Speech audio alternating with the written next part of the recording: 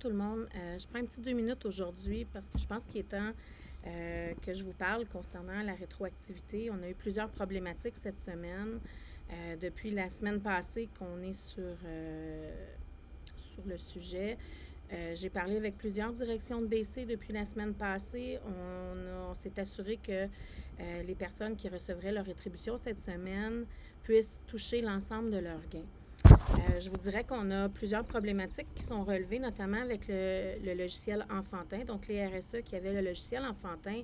J'aimerais ça que vous preniez le temps, en fait tout le monde, mais surtout celles que le BC prend le logiciel enfantin ou prenait le logiciel enfantin de la date de rétroactivité en 2023 jusqu'à maintenant pour recalculer vos journées d'occupation puis en fait, les journées d'occupation réelle, c'est-à-dire les journées où vous aviez des ententes de service, que ce soit pour des enfants réguliers, des poupons ou encore des enfants à besoins particuliers, et ce, par catégorie. Donc, par exemple, vous aviez un enfant régulier, un enfant PCR, 20 jours, un poupon 20 jours, puis un enfant un BP 20 jours, bien, c'est 20, 20, 20 à chacune des réponses.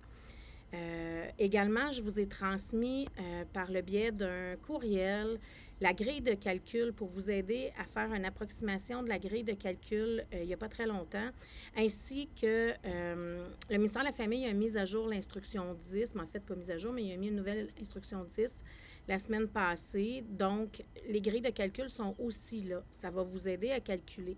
Malheureusement, depuis mercredi, j'ai reçu des centaines de bordereaux. Je ne peux pas les calculer tous. L'équipe, on n'est pas capable de tous les faire. Puis en principe, d'autant plus que je ne connais pas vos journées d'occupation réelles. Donc, je ne sais pas combien de jours vous avez travaillé, combien de jours cette journée-là vous aviez d'entente de service active et valide. Donc, c'est impossible pour nous de le calculer. Donc, en fonction de la grille de calcul, si vous dénotez une erreur, là, ça va être important de nous transmettre l'ensemble des documents, que l'on puisse vous assister. Je sais que c'est pas facile à comprendre. Même moi, je m'y suis perdue. J'ai fait des demandes. Le ministère ne répond pas nécessairement. On a eu une rencontre ce matin avec les 14 présidents ADIM, la FIPEC, nos conseillers, pour voir là, comment est-ce qu'on pourrait répondre le mieux possible à tout le monde. Sachez qu'on prend très au sérieux là, la rétroactivité et les problématiques qui en découlent. Mais le premier pas, c'est vraiment vous qui devez le faire. Puis l'instruction 10 prévoit que si vous constatez une erreur, vous devez la documenter et transmettre un courrier. En fait, c'est quelque chose qui est déjà prescrit là, au bureau coordonnateur afin que celui-ci puisse procéder à la correction ou encore qu'il vous revienne avec une réponse dans l'affirmation ou dans la négation de votre dossier. Et c'est à partir de là que moi, je pourrais vous aider. Mais je peux vous aider quand même avant. Mais il faut que le travail ait été fait. Fait que si vous m'envoyez le montant de bordereau que vous avez reçu en disant « c'est-tu correct? » Bien, je ne sais pas, je ne vous répondrai pas. Je ne peux pas me permettre ceci à cause des particularités de chacune. Donc, s'il vous plaît, prenez le temps ce week-end. C'est très important. C'est quand même des sommes qui sont considérables.